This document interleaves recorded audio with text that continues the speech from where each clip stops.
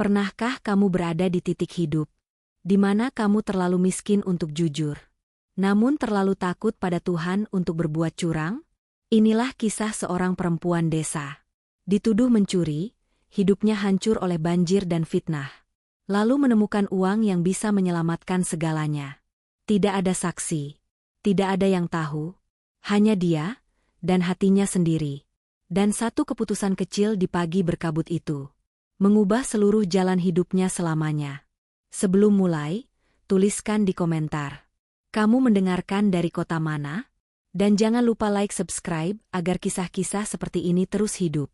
Kabut pagi menurun perlahan di desa Kedung Larang, sebuah desa kecil di pinggir hutan jati di Kabupaten Jombang. Sungai kecil mengalir di sisi kiri jalan desa, suaranya lembut seperti gumaman doa.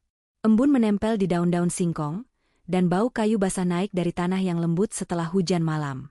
Di desa sederhana itulah hidup seorang perempuan muda bernama Ningrum Atikah, 24 tahun. Rambutnya selalu dikepang sederhana. Bajunya lusuh karena sering dipakai bertahun-tahun. Raut wajahnya lembut, tetapi sorot matanya menyimpan keletihan panjang. Ningrum adalah tulang punggung keluarganya sejak ayahnya meninggal. Ibunya lumpuh separuh badan setelah stroke. Adiknya masih sekolah SMP. Untuk bertahan hidup, Ningrum bekerja sebagai buruh cuci dan membantu menanam jagung di ladang warga. Namun meski hidupnya sangat berat, ia tidak pernah meninggalkan sholat. Tidak pernah mengeluh. Tidak pernah mengambil jalan curang, meski godaannya besar.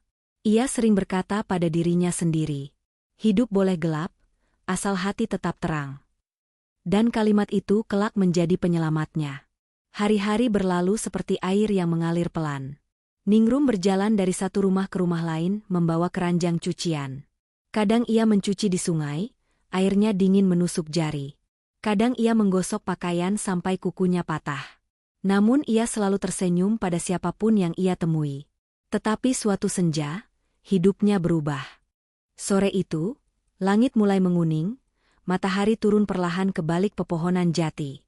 Ningrum baru pulang dari menjemur pakaian ketika seseorang memanggilnya dari pinggir jalan. Seorang lelaki berusia 50-an, memakai kemeja rapi, berdiri sambil menepuk-nepuk meja kecil lapak buah. Namanya Pak Lilik, juragan buah paling besar di kecamatan. Ningrum, sini. Ia mendekat dengan sopan. Ada APA, Pak. Aku butuh orang buat jaga gudang buahku malam ini. Gajinya besar. Kamu mau? Ningrum terkejut. Gaji besar? Malam ini, ia butuh uang untuk obat ibunya. Ia butuh uang untuk bayar SPP adiknya. Keriania APA, Pak. Pak Lilik tersenyum kecil. Senyum yang tidak enak dilihat jika diperhatikan lebih lama. Gampang. Cuma jaga gudang. Kalau ada mobil datang, kamu buka pintu belakang. Tidak usah tanya-tanya. Jantung Ningrum Mencelos.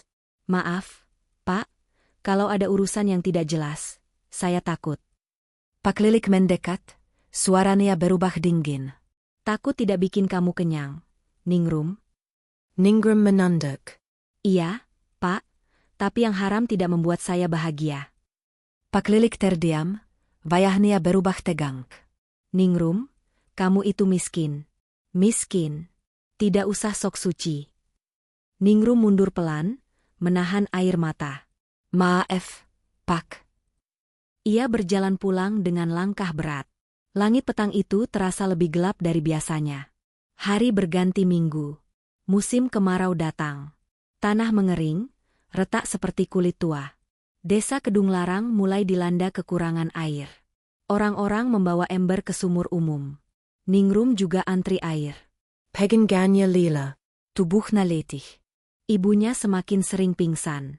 Namun godaan kembali datang. Suatu malam, saat ia pulang dari musola, seorang tetangga membawa kabar buruk. Ningrum, kamu dituduh mencuri emas pusame. Apa? Katanya kamu tadi siang masuk rumahnya untuk antar cucian. Setelah kamu pergi, emasnya hilang. Dunia Ningrum runtuh. Ia tidak pernah mencuri apapun dalam hidupnya. Warga mulai berbisik-bisik. Itu Ningrum tuh. Wah, kulo rangiro, padahal wajahnya alus. Ia ingin berteriak, ingin membela diri, tapi suaranya tercekat. Saya tidak mengambil apapun. Namun siapa yang percaya pada orang miskin? Malam itu ia menangis lama di musala kecil di tepi desa. Ya Allah, kenapa terus begini? Kenapa selalu aku? Hatinya seperti dihancurkan berkali-kali. Tapi ia tetap berdoa. Tetap bertahan. Tetap percaya. Beberapa hari kemudian, musibah lebih besar datang. Hujan deras tiba-tiba mengguyur desa. Air sungai meluap. Rumah-rumah terendam. Sewa terjenang. Tanaman jagung mati. Penghasilan warga hilang begitu saja.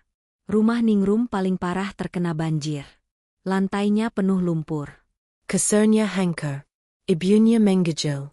Ningrum hampir putus asa untuk pertama kali. Ia duduk di tangga musola yang terendam setinggi lutut. Sampai kapan aku kuat? Ya Allah, sampai kapan? Namun ketika ia menatap langit gelap, hujan tiba-tiba berhenti. Seolah alam memberi jeda kecil agar ia bisa bernapas. Dan di detik itulah, sesuatu terjadi. Esok paginya, ketika air surut, Ningrum berjalan ke tepi sungai untuk membersihkan potongan bambu yang terseret banjir. Di antara ranting dan lumpur, sebuah benda mengkilat. Ia jongkok.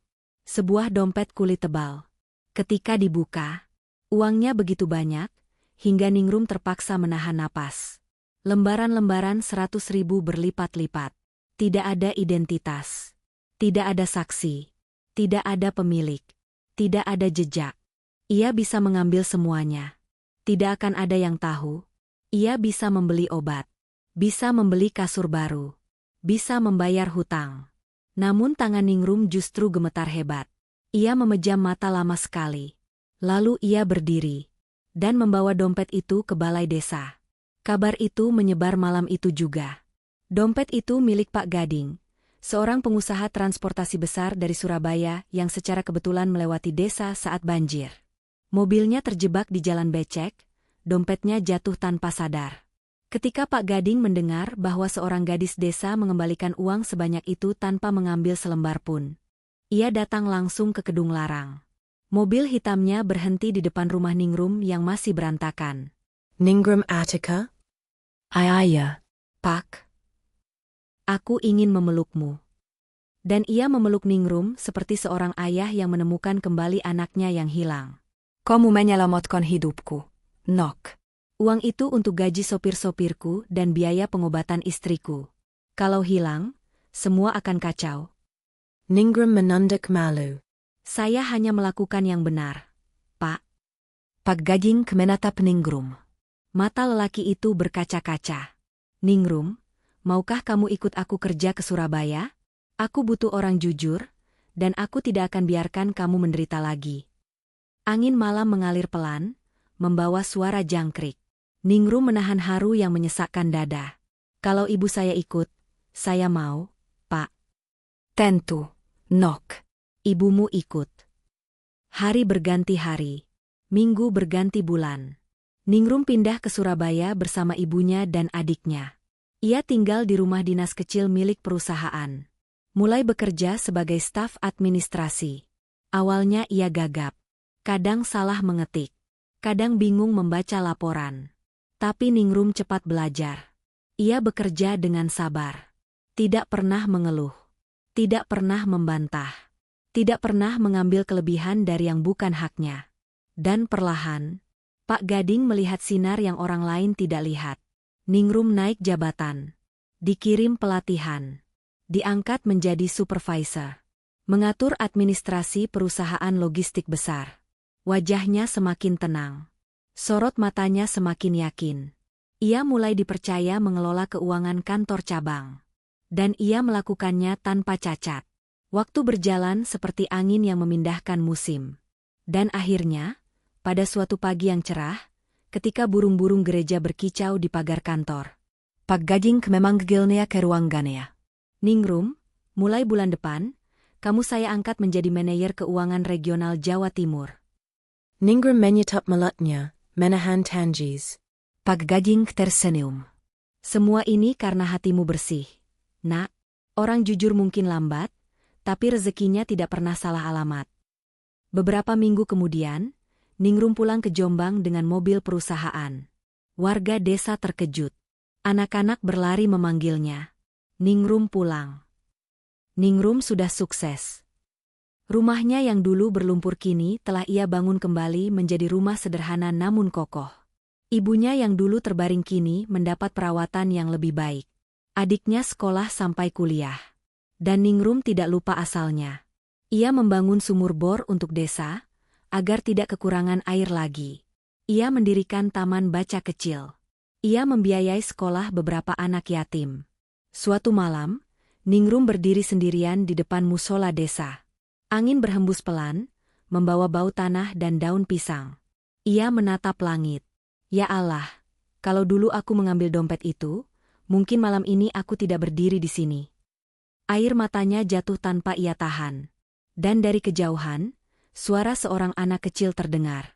Mbak Ningrum, besok ajari aku membaca Quran, ya? Ningrum tersenyum. Senang. Bahagia. Dan penuh syukur. Karena ternyata, kebaikan kecil yang terasa berat saat itu, telah menjadi cahaya yang menerangi seluruh hidupnya.